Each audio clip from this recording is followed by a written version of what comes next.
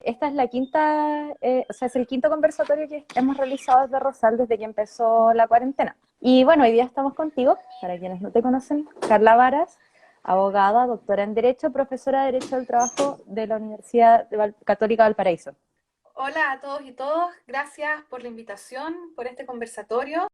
La verdad es que esta crisis sanitaria que estamos viviendo ha dejado en evidencia de desprotección en la que se encuentra el trabajador chileno, su falta de poder y la ausencia del movimiento sindical chileno para poder frenar las políticas laborales que se han implementado y que solo generan que el costo de esta crisis sanitaria la estén pagando los trabajadores y trabajadoras chilenas. Bueno, muchas gracias por estar aquí con nosotros. Te cuento, es la primera vez que yo voy a estar viendo una de estas conversaciones, así que somos las dos nuevas en esto del live.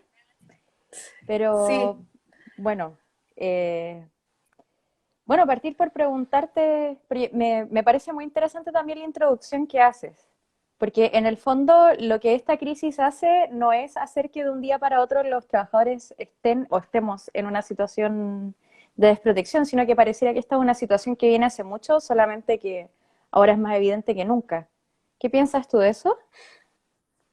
claro, tienes toda la razón.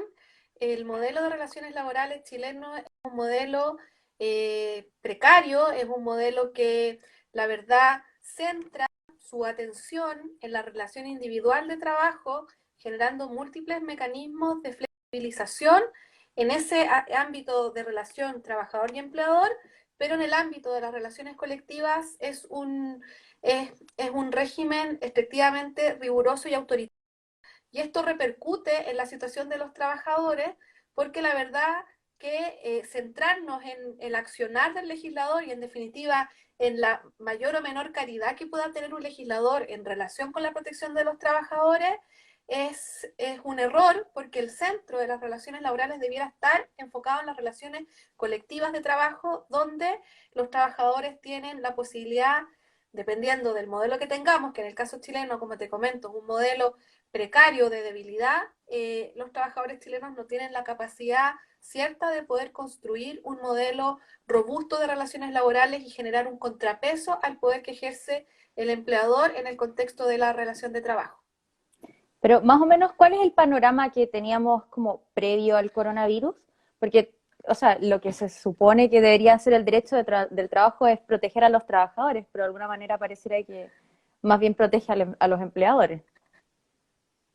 Bueno, la esencia de todo modelo, de todo derecho del trabajo que se llame así, obviamente su finalidad es la protección de los trabajadores. Pero en el caso, como te comentaba, del derecho chileno, es un modelo con muchas entradas flexibilizadoras. La flexibilidad implica de alguna manera que la protección del trabajador quede en manos del acuerdo contractual. El legislador tiene normas que sin duda van en su protección, pero no han resultado ser normas suficientes. Además, es importante recordarles a todos y todas que en el caso chileno el modelo de relaciones laborales es un modelo que fue implantado en dictadura militar. Nosotros no contamos con un código del trabajo íntegramente realizado en democracia. Desde el retorno a la democracia, desde los años 90 en adelante, si bien han existido reformas laborales, han sido reformas que no han tocado las bases del modelo de dictadura. Y por lo tanto, aún seguimos con un modelo de relaciones laborales heredado desde la dictadura militar. Oye, y entendiendo también como esta historia del derecho al trabajo en Chile, ¿qué pasa con el derecho a sindicalizarse? ¿Cómo se relaciona esto con las leyes laborales? Bueno, en materia de relaciones colectivas de trabajo, el legislador, y esto parte incluso desde la constitución política, y aquí podemos entonces también vincular esta conversación con la necesidad de un cambio constitucional. Supuestamente el día de ayer íbamos a tener un plebiscito para que todos y todas definamos en democracia si queremos o no un nuevo texto constitucional, y la verdad es que desde el derecho del trabajo la respuesta rotunda y categórica es que la necesitamos. Y el derecho de sindicalización es una muestra de eso. ¿Por qué? Porque si bien en Chile está este reconocimiento general que trabajadores y trabajadoras pueden de manera libre definir, afiliarse a un sindicato, el sindicato en Chile es un organismo que no tiene mucho poder, que no tiene mucha centralidad dentro de tanto la relación laboral propiamente tal como dentro del sistema democrático en general. Y eso lo hemos visto a raíz de la crisis, lo dije recién en la introducción. Nosotros no tenemos sindicatos fuertes que levanten la voz y pongan freno a proyectos de ley que van en contra de los intereses de los trabajadores. No tenemos sindicatos fuertes que propongan de forma paralela a lo que pueda hacer un gobierno su agenda laboral, que tenga claro cuáles son, ante esta contingencia, cuáles debieran haber sido las medidas a tomar. Y eso pasa porque nuestra constitución política, si bien garantiza este derecho, no le da poder al sindicato, no le da un poder político, porque la constitución política dice el sindicato no debe tener injerencia en actividades políticas, sus dirigentes sindicales no pueden optar a cargos de elección popular, y no lo da tampoco porque las herramientas centrales que posee un sindicato, que son los derechos de negociación colectiva y el derecho a huelga, están también restringidos y mermados tanto en el texto constitucional como posteriormente en el Código del Trabajo. Bueno, se me ocurren una infinidad de casos para empezar a preguntarte, como qué pasa cuando los trabajadores están en huelga o todos estos casos como también bien bullados que hemos visto en que, eh, por ejemplo, con los trabajadores de Walmart cuando estuvieron en huelga y un poco todos vimos cómo pasaron por encima de ellos. Pero yendo como un poco más a la situación actual, esta falta de protección es, por ejemplo, la que hizo que esta ley de protección del empleo pasara como casi sin ninguna resistencia. Te escuché entrecortada la pregunta, pero es en relación a la ley de llamada protección del empleo. La misma. Más bien, yo creo que la denominación que vale darle es de desprotección del empleo o de protección de las empresas, porque esta ley establece tres grandes medidas para supuestamente hacer frente a la crisis que estamos viviendo. La primera de ellas, y para explicarles más o menos en qué consiste la ley, la primera de estas medidas es que se dispone una suspensión del contrato de trabajo que va a operar de pleno derecho. Esto quiere decir que opera de forma automática, no es necesario que haya acuerdo de las partes, en este caso acuerdo del trabajador, y esta suspensión que opera de pleno derecho es bajo el supuesto de que exista una orden de autoridad que conlleve la suspensión o paralización de país a raíz de órdenes, por ejemplo, de cuarentena total en el país. En ese caso, la ley Claro. entonces dice, si la autoridad decreta cuarentenas y a raíz de esas cuarentenas se tienen que detener empresas, la explotación de negocio, se suspende el contrato de trabajo. Como se suspende el contrato de trabajo, se suspenden las obligaciones recíprocas que tienen las partes. Se suspende la obligación que tiene el trabajador de prestar sus servicios y se suspende la obligación del empleador de pagar la remuneración por esos servicios. Y ahí está el gran problema de la ley. Asume entonces una suspensión de pleno derecho, suspende la obligación de remunerar del empleador, esto en consonancia con un criterio reciente de la Dirección del Trabajo, y señala que por ese tiempo entonces los trabajadores tienen que se van a hacer pago a su remuneración a cuenta del seguro de cesantía. En términos muy simples, y yo creo que muchos de ustedes lo han escuchado, los trabajadores, que es de suspensión, van a ser quienes en definitiva van a tener que costear y pagar sus remuneraciones, los costos de la crisis van a recaer sobre sus hombros. Oye, un par de preguntas como para poder contextualizar un poco más o como profundizar un poco más en esta ley. Primero, ¿en qué se supone que beneficia a los trabajadores? Y segundo, ¿qué pasa con los trabajadores que no se acojan a ella? ¿Reciben un finiquito? ¿Son despedidos? ¿Cómo opera? A ver, la ley se supone que su espíritu es proteger las fuentes de empleo. Para proteger las fuentes de empleo, evitar los despidos, voy a durante este tiempo entender que la relación laboral se suspende. Como te comentaba, son 3 medidas. Yo solo les he enunciado esta primera de suspensión automática cuando hay un acto de autoridad. ¿Ya? Tú bien dices, se supone que queremos proteger al trabajador, pero la verdad es que el mecanismo que optó el gobierno no fue el más idóneo para dar el resguardo a los trabajadores durante este tiempo de crisis, por varias razones, no solo la que ya hemos anunciado en términos generales de que los costos, la mochila de esta crisis la van a tener que llevar los trabajadores, sino que también la ley dice, como está suspendida la relación laboral, las remuneraciones las va a pagar, se van a pagar a cuenta del seguro de cesantía. Pero resulta que no todos los trabajadores en Chile están afiliados al seguro de cesantía, porque el seguro de cesantía es una ley que se publica en el octubre del año 2002 y la ley señala que solo van a entenderse afiliados de forma automática los trabajadores contratados desde octubre del 2002 en adelante. Los que tenían contratos antes, que obviamente hay una población laboral importante que tiene contratos de anterior del 2002, tenían que afiliarse de forma automática. Si no se afiliaban ellos, o sea, perdón, de forma voluntaria, si no se afiliaban ellos voluntariamente, entonces no están en el seguro. El seguro de cesantía, por ejemplo, tampoco aplica a los trabajadores que están pensionados, a quienes se han jubilado, pero en razón de la insuficiencia de sus pensiones, tienen que continuar trabajando. Esa continuidad del trabajo, ellos no siguen siendo cotizantes del seguro de cesantía. Por lo tanto, ahí hay una falencia. No es una protección de pagar remuneración a cuenta de un seguro de carácter universal. Es solo para los afiliados. Segundo problema, se requiere un mínimo de cotizaciones.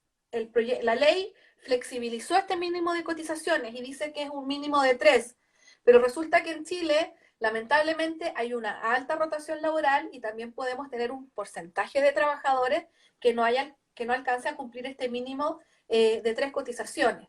Lo otro importante, esto, aunque las remuneraciones se paguen a cuenta del seguro, no es que se pague el 100% de la remuneración.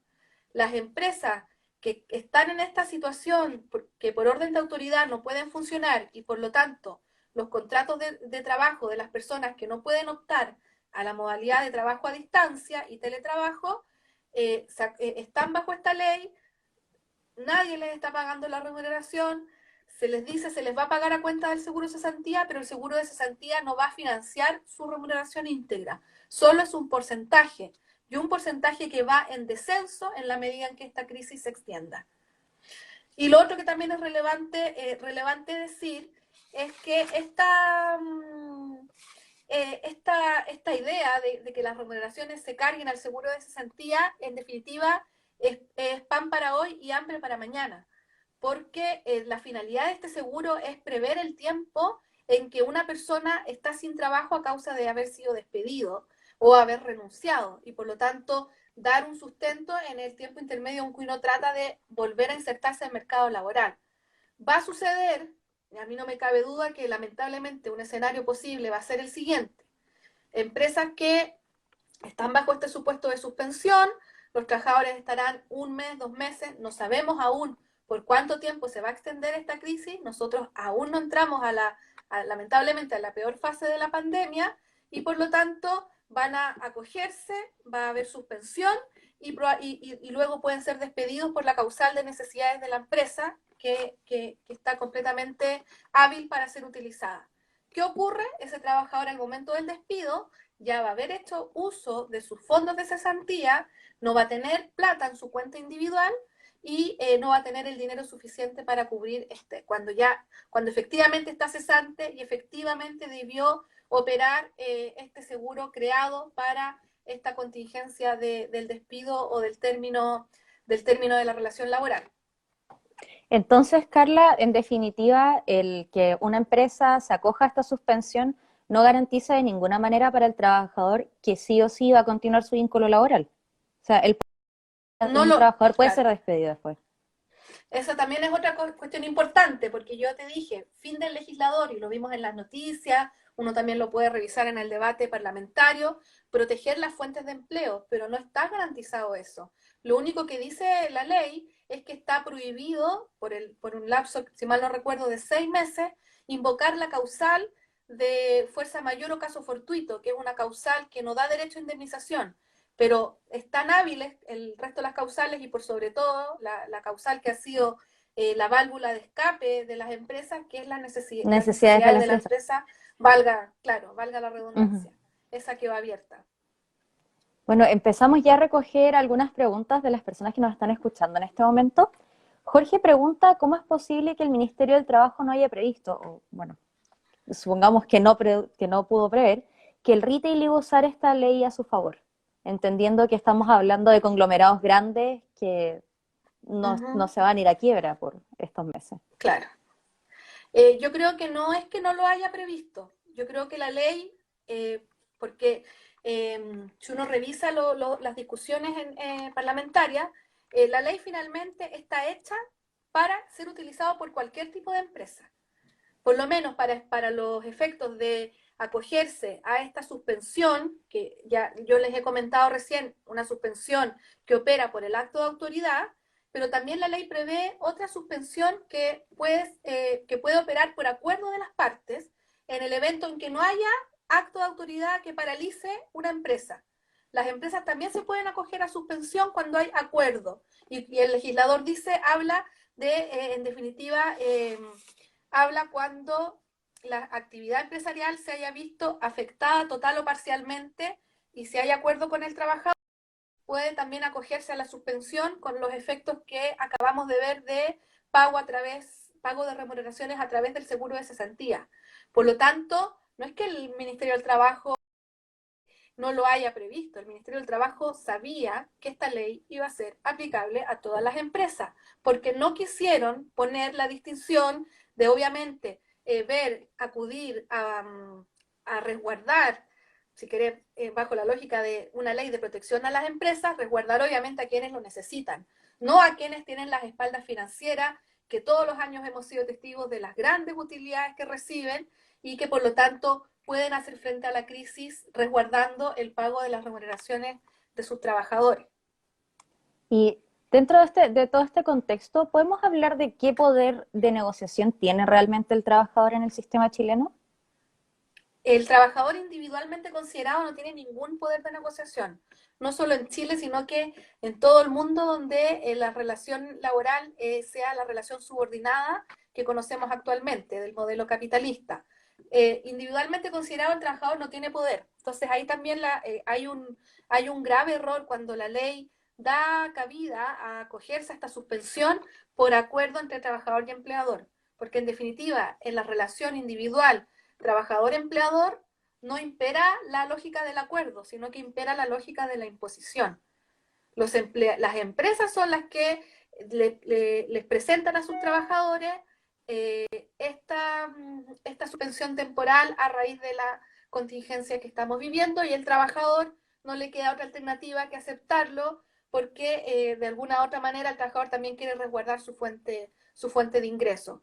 Distinta sería la lógica si estuviéramos hablando de que es el sindicato el que negocia con la empresa, porque sin duda sabemos que hay crisis, sin duda sabemos que las empresas están siendo golpeadas con estas crisis, principalmente las pequeñas y las medianas, y por lo tanto ahí el sindicato, si tuviéramos sindicatos fuertes en nuestro país, sí que jugarían un rol trascendental en negociar rebajas transitorias, por ejemplo, de remuneración, reducciones transitorias de jornada de trabajo o alguna otra forma que las partes puedan idear a efectos de paliar los efectos de la crisis y tratar de sacar a flote las empresas pese a la contingencia que estamos viviendo. Pero bajo la lógica de un trabajador con su empleador, no podemos hablar de acuerdo, sino que más bien de imposición. Claro. Y en este sentido, ya, entendiendo que el trabajador no tiene el espacio para negociar si la empresa se acoge a la suspensión, ¿qué pasa si el trabajador lo rechaza? ¿Qué sucede con los finiquitos de los trabajadores? A ver, si en principio el trabajador rechaza su relación laboral, debiera estar vigente, cómo opera la lógica empresarial, y esto no lo digo porque yo crea que las empresas sean intrínsecamente malas, lo digo porque tengo mucha experiencia en terreno, litigando en defensa de los trabajadores, y cada vez que un trabajador se opone a una definición que ha impuesto la empresa, o cada vez que un trabajador denuncia a su empresa por alguna infracción, al tiempo es despedido. Esos despidos son en represalia a la actitud de ese trabajador, que es más contestatario, que no se quiere someter a lo que diga su empleador. En principio la ley dice que es acuerdo, no debiera haber represalia, pero sin duda que a quien se oponga va a existir represalia. Por redes sociales hemos visto, por ejemplo, que una gran empresa como Ripley, que año a año acumula utilidades, ha ofrecido un bono único para que sus trabajadores acepten este acuerdo de suspensión temporal del contrato de trabajo. Imagínense hasta dónde se puede llegar, con tal de no perder. En definitiva, también a mí me llama mucho la atención este abuso que están haciendo las grandes empresas del retail, porque ellos, si bien muchas están cerradas, igual están operando con las ventas online. Y hace poco también salió un reportaje de cómo han aumentado los compradores online. Entonces también está yo pondría mucho en duda que estas empresas estén pasando por una grave crisis que haga necesario acogerse a esta suspensión de los contratos de trabajo. Es realmente escalofriante. Pero Carla, te quería Sí. pedir un favor porque muchos no tenemos tanto conocimiento respecto de lo que consiste la sindicalización. ¿Tú podrías explicar así bien a grandes rasgos cuál es el rol de un sindicato, qué es lo que puede hacer y por qué es Sí, importante fortalecerlo? sí, por supuesto que sí. Bueno, yo les comentaba recién que la relación laboral es una relación esencialmente asimétrica, es una relación donde el poder está desigualmente distribuido. El poder lo ejerce el empleador y el trabajador está en una situación de sumisión, de obediencia. Por lo tanto, en esta relación individual de trabajo, al trabajador solo le resta eh, obedecer y seguir los dictados de su empleador. La sindicalización es un fenómeno que surge antes incluso del nacimiento del derecho del trabajo. El derecho del trabajo es causa de la organización de los trabajadores. Y es muy importante y relevante que el trabajador logre convencerse de la importancia del sindicato, porque si individualmente no tiene poder alguno, organizado sí lo tiene. Y es el famoso lema que todos conocemos: la unión hace la fuerza. En el contexto de la relación laboral, eso es muy patente, que trabajadores organizados puedan generar un contrapeso hacia este poder que ejerce el empleador. Entonces, ¿por qué es importante sindicalizarse? Porque permite fortalecer la posición esencialmente débil del trabajador. Cuando el trabajador se organiza, sí que va a ser detentador de poder, y sobre todo cuando toma conciencia de cómo organizadamente ellos sí que tienen un poder que mostrarle a su empleador. Porque las empresas, más allá de que se requiere capital, que se requiere la idea de un negocio, de una idea, de un emprendimiento, la empresa, para su éxito y su funcionamiento, requiere de los trabajadores. Y si los trabajadores organizados, por ejemplo, definen paralizar para presionar a su empleador, esa empresa no es nada. Entonces, el valor de los trabajadores es importantísimo, y el poder que ellos organizadamente pueden ejercer también lo es. Entiendo En también que se Chile, pueden renegociar colectivamente los contratos, ¿no? no te entendí, ¿que se puede qué? Perdón. Se puede renegociar colectivamente los contratos de trabajo, ¿no? Claro, pues claro. Es importante, claro, ahí sigo entonces, porque es importante. Unidos van a tener más fuerza, van a poder generar contrapeso. Y dentro de ese contrapeso, ellos van a tener la herramienta de la negociación colectiva para concertar acuerdos colectivos de trabajo. ¿Qué quiere decir esto? Establecer condiciones de trabajo que superen los derechos mínimos que establece el legislador, que establezca mejores condiciones en pos de bienestar, salud mental y por supuesto nivel remuneracional, que es muy importante en el caso chileno, donde los trabajadores tienen bajo salario generalizado. Y a través de estos acuerdos colectivos entonces logramos tener relaciones laborales más justas y más equitativas.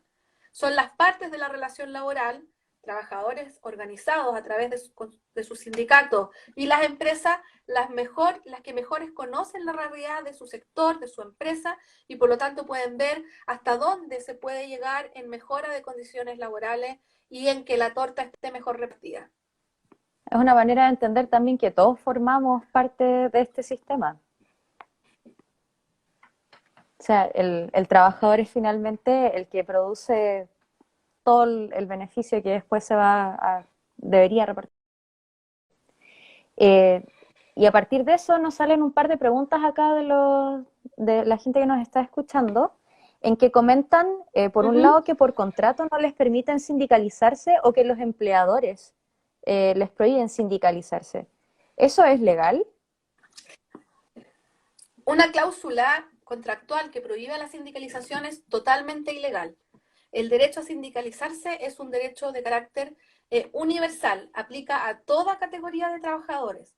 Solo existen restricciones para determinados trabajadores por producto de su posición en la empresa, gerentes, por ejemplo, subgerentes que tengan potestades de administración. Ahí existen prohibiciones para negociar colectivamente que resultan lógicas porque esos trabajadores que detentan esa posición, la verdad es que defienden los intereses de la empresa y no de los trabajadores. Pero para efectos de sindicalizarse es un derecho de alcance universal. Por lo tanto, una cláusula contractual que prohíba es una cláusula completamente ilegal. Y al ser ilegal es una cláusula nula, no tiene eficacia y los trabajadores pueden, de todas maneras, no obstante esa cláusula, formar sindicatos. ¿Y esto, por ejemplo, se le podría dar a conocer a algún ente estatal que resguarde esto? No sé, por ejemplo, la Inspección del Trabajo. Se me cortó un poquito lo que me dijiste. Perdón. ¿Me lo pudieras repetir? No sé si tendré Sí. yo mala señal, no sé cómo me escuchan. Yo te escucho bien, pero también yo misma me pego a veces, Ya. así que puede ser un poco de ambos. Ah, ya. Entonces, te Ya. preguntaba qué puede hacer un trabajador en caso de encontrarse ante una cláusula ilegal que prohíba, por ejemplo, crear un sindicato. ¿Puede denunciarlo en algún lugar? Tiene que, claro, puede denunciarlo. Yo le diría que tiene tres vías. Primero, denuncia administrativa en la Inspección del Trabajo. Los contratos, todos los contratos individuales de trabajo tienen un contenido mínimo de carácter obligatorio y un contenido prohibido. ¿Qué es lo prohibido? Todo aquello que vaya en perjuicio y en contra de los derechos mínimos que establece el legislador. Uno de estos derechos es la sindicalización, por lo tanto no puede coartarse este derecho a pertenecer a un sindicato o a formar un sindicato. ¿Ok? Por lo tanto puede hacer esta denuncia porque estamos ante una cláusula prohibida. Segundo, puede denunciarlo en tribunales como una práctica discriminatoria donde se está prohibiendo el ejercicio de un derecho constitucional como es el derecho de sindicalización, una denuncia en tribunales donde lo que se denuncia, valga la redundancia, es la vulneración del principio de libertad sindical. Puede también, esta denuncia se hace ante los tribunales del trabajo, puede también ejercer una acción constitucional de protección fundado también en la vulneración de la libertad sindical, acción constitucional de protección que se ejerce ante la Corte de Apelaciones respectiva. Puede también hacer una denuncia ante la Organización Internacional del Trabajo, al cual nuestro país se encuentra afiliado, para dar cuenta de que existe entonces esta práctica de incorporar en contratos de trabajo cláusulas que prohíben la sindicalización. Muchas gracias. Así que, bien claro para todos, tenemos que defender nuestros derechos porque están ahí. Bueno, Carl, sigamos un poco como con otros temas. Hay varias preguntas por parte del público respecto al desempleo. Dice Nino que hoy el Ministerio del Trabajo dio cuenta que 500.000 de personas han sido ya despedidas durante esta crisis. ¿Qué opinas del actuar del gobierno de que, qué puede hacer el gobierno o qué debería hacer el gobierno para evitar que esta crisis se agudice? A ver, yo creo que nos depara esta crisis, eso es incierto. Sin duda que yo creo que nuestro país aún no enfrenta lo peor, que el desarrollo de los efectos negativos en las relaciones laborales no ha terminado, esto va a continuar y sin duda vamos a enfrentar un periodo con un alto índice de desempleo eh, por cuestiones, por factores ajenos. Esta lamentable pandemia que obviamente ha paralizado, ha frenado la economía y eso va a repercutir directamente en el mundo del trabajo. Eh, ¿Qué puede hacer el Estado? Bueno, puede haber invertido la lógica de lo que actualmente está haciendo y de generar leyes que protejan y resguarden las fuentes laborales, lógicamente con un importante subsidio a las pequeñas empresas, a la microempresa, que sin duda ellos no van a tener las espaldas para enfrentar esta crisis, pero haciendo también partícipe de los costos de la crisis a las grandes empresas, que es lo que no se está haciendo actualmente. ¿Qué medidas para revertir el desempleo? Va a haber que generar eh, programas sociales, va a haber que también generar inversión estatal de manera de dar fuentes de empleo, que el propio Estado sea proveedor de empleo. Yo creo que con esta crisis lo hemos visto, no sé si han leído o escuchado el discurso del presidente Macron, quien la verdad le ha impactado realmente lo que está sucediendo en su país y a nivel mundial. Y yo creo que este va a ser un paso para fortalecer el aparato estatal. Debiera ser un paso para que nuestro Estado volvamos vuelva a ser un Estado robusto y en materia de empleo, como les comentaba recientemente, yo creo que el Estado va a tener que inyectar recursos, generar proyectos sociales para proveer de fuentes de empleo a la ciudadanía y de esa manera parar un poco la crisis de desempleo que vamos a tener. Claro, esta crisis es, bueno, además, o sea, perdona, se me enredó la idea. Honestamente, yo no la llamaría una crisis inminente, porque yo creo que todos estamos viendo cómo se ha desatado una tremenda crisis Sí, sí, por económica supuesto. y de falta de trabajo. Y en ese sentido, una de las poblaciones que no se está viendo como resguardada en ninguna de estas medidas son los trabajadores honorarios. De hecho, Paula nos pregunta, ¿qué pasa con los trabajadores honorarios? Porque según entiendo no están contemplados en esta ley. No, esta ley supone la formalidad, supone un trabajador con contrato de trabajo, un trabajador además afiliado al seguro de cesantía. Por lo tanto, los trabajadores autónomos o honorarios están fuera de esta protección. Y sin duda ahí es un reto bastante complejo, difícil, porque también es un sector que está siendo y seguirá siendo fuertemente golpeado, de quienes por proyectos, de quienes tienen dependen también de otros de proyectos ajenos y que puedan verse paralizados a raíz de esta crisis. El Estado ha intentado generar algunas políticas, pero son políticas más bien asistenciales, de bonos. Se había lanzado hace unas semanas atrás una fuerte inyección de recursos, pero aún no tenemos claro cuál va a ser la modalidad, si va a generarse una renta básica nacional garantizada o va a seguir siendo esta política de asistencialismo a través de pagos de bonos. Una medida que se implementó también ahora, hace poco, respecto de los trabajadores honorarios, es que se hizo devolución del impuesto retenido en los meses, si mal no me equivoco, de febrero y marzo. Sí, febrero y marzo hubo depósito en las cuentas de los trabajadores honorarios de lo que se había retenido por concepto de impuestos.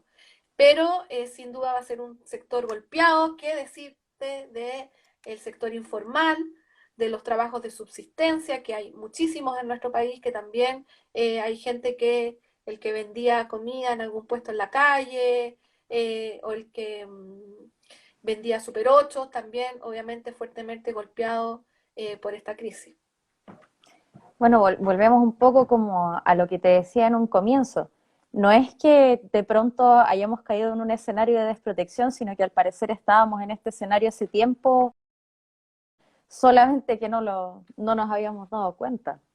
Entonces, coincido contigo en una preocupación súper amplia por lo que se viene a futuro, porque en el fondo, a medida que un grupo se va quedando sin trabajo, va un poco afectando a toda la cadena, porque también nosotros dejamos de consumir cosas que abren puestos de trabajo a otras personas, sobre todo los trabajadores informales. Entonces, bueno, es compleja la situación sin duda alguna. Y en ese sentido queríamos como revisar algunas situaciones que se han dado acá propiamente al encontrarnos en cuarentena, situaciones más domésticas relacionadas con el trabajo. Entonces, una de nuestras visualizaciones nos pregunta, ¿qué pasa porque ella está embarazada en su Ujú. primer trimestre de embarazo? Dice que hasta ahora solo sabe que no la pueden despedir o cambiar su contrato. Pero ¿qué le podrías decir tú a alguien que se encuentra en una situación con contrato, con embarazo en medio de esta pandemia?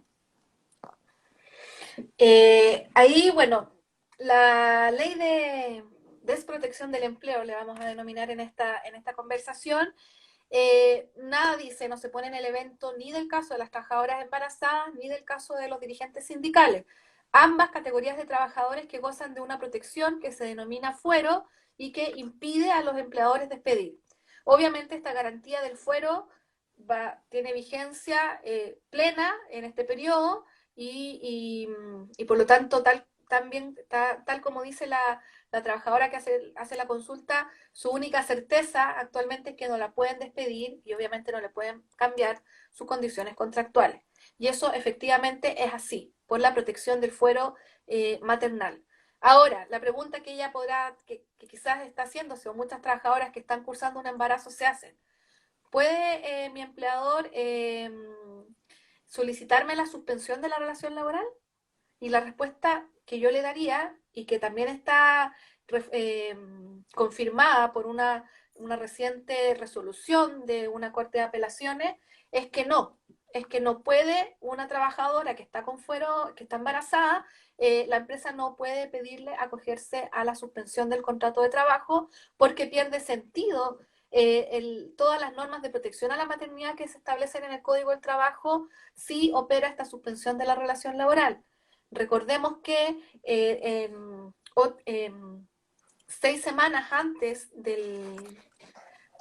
sí, 6 semanas antes de la fecha probable de parto, la trabajadora tiene que gozar de un descanso de prenatal, después viene el descanso postnatal y el subsidio que reciben durante este periodo de permiso pre y postnatal es un subsidio que se calcula en base a sus últimas remuneraciones. El empleador, por tanto, no puede dejar de remunerarla porque si no va a afectar el cálculo del subsidio que ellas tienen que recibir durante ese tiempo. Señalar también que todas las normas protectoras a la maternidad, entre ellas el fuero, tienen por objetivo no solo resguardar la estabilidad laboral de esa trabajadora, sino que también generar las condiciones mínimas para hacer posible la maternidad en el contexto del trabajo. Estos permisos de pre y postnatal, el derecho al subsidio, el derecho a que posteriormente yo vuelva a mi mismo puesto de trabajo con mis mismas condiciones. Por lo tanto, si operara la suspensión para trabajadoras con fuero maternal, pierde fuerza esta enorme protección que está en favor de las trabajadoras que estén cursando el embarazo. Así que yo le diría, no solo ten la certeza de que no te pueden despedir, sino que no pueden acogerse a suspensión respecto de trabajadoras con fuero maternal y que de existir esa situación, de producirse esa situación, haga la denuncia respectiva en la inspección del trabajo Muchas para gracias, resguardarse. Carla. Muchas gracias. Es muy importante también que la gente sepa que puede gozar de estas protecciones, porque como decíamos hace un rato, hay mucho desconocimiento también. Uh Y -huh. quería tocar un tema relacionado también a la maternidad y en realidad a una diversidad de situaciones que se pueden dar en los hogares de las personas, Y es que en las últimas semanas hemos visto que el teletrabajo tiene muchas complicaciones. Entre ellas el hecho de que uno en la casa no está solamente trabajando, sino que también está en compañía de su familia, se ha enfrentado a las labores del hogar y también hoy por hoy muchos padres que apoyan la educación de sus hijos a distancia. Entonces, ¿qué pasa con el teletrabajo? ¿El teletrabajo viene a precarizar más las relaciones laborales? Yo creo que la gran dificultad, bueno, hay varias dificultades que podríamos comentar, pero de acuerdo a lo que tú me estás señalando, sin duda es muy difícil marcar la línea eh, que delimita, que separa la vida laboral con la vida familiar y la propia dinámica de la familia con el teletrabajo. Y eso sin duda debe estar siendo una complicación actualmente para muchos trabajadores y trabajadoras y sin duda principalmente para las mujeres que son quienes absorben mayormente las labores de cuidado y las labores propias del hogar, sumado a que ahora probablemente están teletrabajando. Ahora, una cuestión igual que me gustaría decir, pese a la existencia de esta difícil línea definitoria entre vida laboral y vida privada en el contexto del teletrabajo, es que de todas maneras, quienes hoy en día, y aquí me incluyo como trabajadora, tenemos la posibilidad de teletrabajar, es sin duda un privilegio. ¿Por qué? Porque nosotros no nos vamos a ver afectados con una posible suspensión y no pago de remuneración y tener que hacer cargo al seguro de cesantía. Entonces yo creo que un gran cuestionamiento de la necesidad de haber tenido que recurrir al teletrabajo es cómo nuevamente denota la desigualdad en el contexto de la relación laboral, que algunos pocos están en la posibilidad de trabajar a distancia y teletrabajar y el resto no y está viendo afectado con tanto criterios de la Dirección del Trabajo como esta ley de desprotección del empleo. Otra cuestión también relevante del teletrabajo a comentar es que la primera gran acción que lleva a cabo el gobierno en materia laboral a raíz de esta crisis fue darle urgencia a un proyecto de ley que ellos habían ingresado el año 2018 sobre teletrabajo. Supuestamente ellos suponían o estaban conscientes, creían de que era sumamente necesario que saliera esta ley, pero eso no era así, porque antes de la publicación de la ley de teletrabajo, las empresas ya estaban generando trabajo a distancia y teletrabajo a raíz de la crisis, incluso mucho antes. Nuestro modelo de relaciones laborales ya permitía un pacto en ese sentido. Por lo tanto, haber apresurado este proyecto de ley del gobierno, la verdad es que también parece que no tenía mucha lógica ni mucho sentido desde la perspectiva del trabajador. Recordemos que normas laborales debieran tender a proteger al trabajador, que es la parte del débil de la relación laboral. Después, cuando uno empieza a estudiar a profundidad la ley de teletrabajo, que finalmente sí fue promulgada y publicada, uno se da cuenta de cuál era su sentido. Y su sentido urgencia fue porque hay una norma transitoria que dispone que las empresas tienen un lapso de 3 meses para adecuarse y cumplir con la ley. 3 meses que van a coincidir probablemente con esta crisis. Por lo tanto, las normas que regula esta ley no son aún exigibles porque les dan este lapso de adecuación. ¿Y qué es lo relevante de esto? Principalmente para todos quienes están actualmente optando por esta modalidad alternativa de prestación de los servicios, que es el teletrabajo. Y es relevante porque en la ley que se publicó se establece algo que es lógico, que es evidente, yo creo que no era necesario, pero bueno, el legislador quiso ponerlo, y es que los costos de implementar el teletrabajo son de la empresa. ¿Por qué digo que es lógico? Porque en un principio clave del derecho del trabajo es el principio de ajenidad. El trabajador dependiente no es el dueño de ese negocio. El dueño del negocio tendrá que poner el capital y implementar los procesos de trabajo. Entre ellos, si es que vamos a celebrar un contrato de teletrabajo.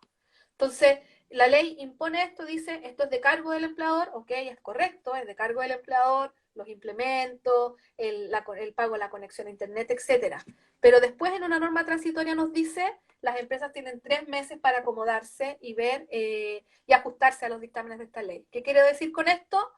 Hoy en día, todos los que teletrabajamos, no le podemos exigir a nuestros empleadores ni el computador, ni el pago del internet, ni todo lo que se requiera para hacer posible esta modalidad de trabajo. Cada cual tendrá que ajustarse, ponerse en el comedor de su casa a teletrabajar sin tener que el empleador incurrir en ningún costo.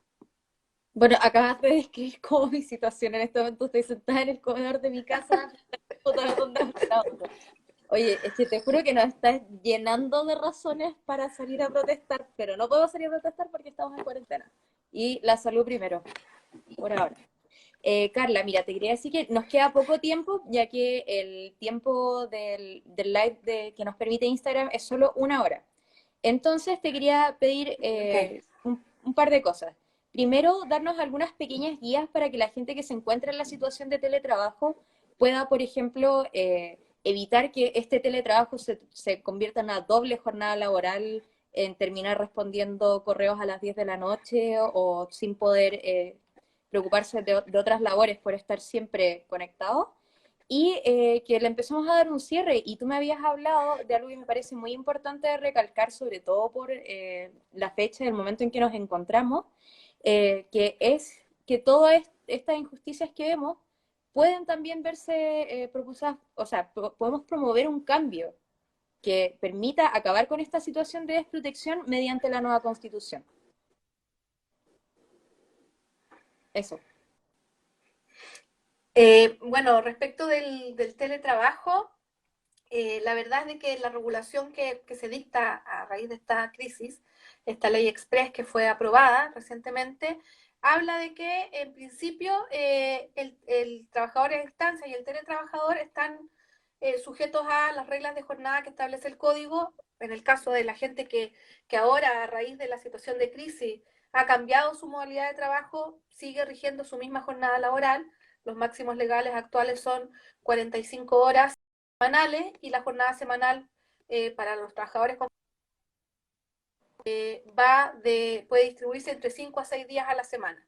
Eso debiera regir en principio, debiera ya el estar sujeto a estos límites de jornada. Por lo tanto, fuera de mi jornada, yo veré lo que hago, no tengo que responder requerimientos de mi empleador ni nada, porque estamos fuera del espacio temporal en las cuales el empleador puede ejercer algún tipo de instrucción, que es la jornada de trabajo. Ahora, esta ley, y uno de los aspectos que se le critican fuertemente, señala de nuevamente la lógica del acuerdo individual, que el teletrabajador puede acordar con la empresa estar exentos del límite de jornada laboral. O sea, estar excluidos de estas 45 horas semanales y tener que trabajar lógicamente más. Este acuerdo no es un acuerdo, nuevamente es una imposición. Entonces podemos tener actualmente que situaciones en las cuales se haya pactado el teletrabajo a raíz de la crisis y que estemos excluidos de la jornada laboral y estar trabajando 12 horas diarias. ¿Por qué 12 horas? Porque la ley exige, establece un derecho a la desconexión que es de 12 horas continuas. Por lo tanto, implica que las 12 horas restantes yo pudiera estar sujeto a el teletrabajo, lógicamente con la interrupción para efectos de colación. Pero de todas maneras son una jornada excesiva. Ya antes de esta crisis estábamos debatiendo de la necesidad de reducir la jornada laboral en Chile. Imagínense que con esta ley nuevamente volvemos a la idea de que pueden haber trabajadores cuyas jornadas lleguen incluso a las 12 horas. Eh, bueno, y también hay otra norma que señala que si la naturaleza de las funciones lo permite, el trabajador puede disponer libremente de la jornada de manera de conciliar el teletrabajo con los asuntos familiares. Pero yo creo que en la práctica se hace súper difícil. Yo también estoy teletrabajando y de pronto por cuestiones organizacionales con mi familia, con mis hijos principalmente, me veo de que interrumpo un rato mi trabajo y estoy trabajando en la noche o me levanto de madrugada, que es el tiempo en que tengo más tranquilidad en la casa. Entonces, al final, yo creo que ha sido una experiencia no muy grata, fuera de esta idea que yo les digo de que de todas maneras es un privilegio en el contexto en que está la gran mayoría de los trabajadores, pero sin duda que es complejo. Dejarles con la idea entonces de que hay derecho a la desconexión, de que todo aquel que esté actualmente teletrabajando, esto es algo transitorio, solo a raíz de la crisis, y se tiene que respetar la jornada laboral que ellos hayan tenido pactado antes de esta nueva modalidad, y que por lo tanto fuera de ese tiempo no hay que responder requerimientos del empleador, porque estamos fuera de la jornada laboral, y quienes no están sujetos a jornada no este supuesto derecho a desconexión por las 12 horas. No alcancé a escuchar porque se me cortó la transmisión de la segunda parte que me habías indicado. Ah, perdón, te preguntaba, o sea, en realidad te pedía que te explayaras un poco sobre cómo la nueva constitución podría venir a cambiar esta situación de desprotección. Y antes de que se nos corte, también quiero dejar a todos invitados para el próximo lunes, que vamos a tener un conversatorio sobre violencia de género en el contexto de la cuarentena y el encierro, con Virginia Palma, que nos va a hablar de una campaña de prevención y denuncia que están llevando a cabo. Y bueno, agradecerte nuevamente, Carla, por la disposición. Nos llegan muchos cariños, muchos comentarios de que ha sido muy clara y que la información que nos estás dando ha sido de mucha ayuda para todos los que te estamos viendo. La palabra y hablemos de nueva Sí, constitución, pues. Todos queremos una nueva nueva constitución. constitución. Sí. Bueno, primero yo encantada y les agradezco a ustedes la participación. La verdad es que yo siento que el poder informar a los trabajadores es vital para poder generar un nuevo estado de cosas. Y creo, como lo dije anteriormente, que desde el punto de vista del trabajo, una nueva constitución es indispensable, principalmente para establecer un nuevo marco de la regulación del trabajo en Chile. Ustedes saben que la constitución política es nuestro gran paraguas bajo del cual están las distintas leyes. Y las distintas leyes tienen que ajustarse a ese texto constitucional, porque si no viene el fantasma del Tribunal Constitucional, del TC, que ha frenado muchas leyes en distintos ámbitos. Entonces necesitamos que ese paraguas efectivamente ponga el acento en la protección del trabajador, y que cambie la lógica intervencionista y autoritaria en la cual están regulados los derechos colectivos del trabajo.